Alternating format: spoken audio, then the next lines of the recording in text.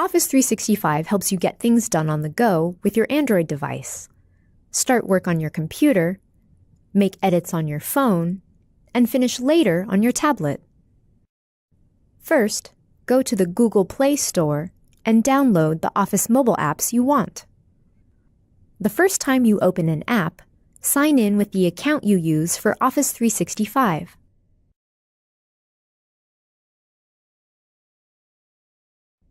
Now you can work across all your devices.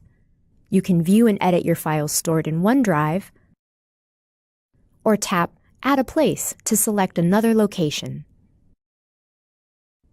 or browse to add your Google Drive.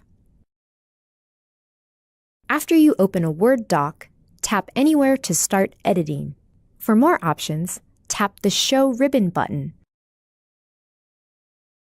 Then tap Home to bring up the familiar Office tabs. In PowerPoint, your presentation notes are just a tap away. Office mobile apps auto-save your work as you go, so you never have to. Drag to move columns in Excel with just a touch. And when you're all done, invite others to view or edit your work by tapping the Share button. With Office 365 on your Android devices, you can view, edit, and share your work how you want, where you want.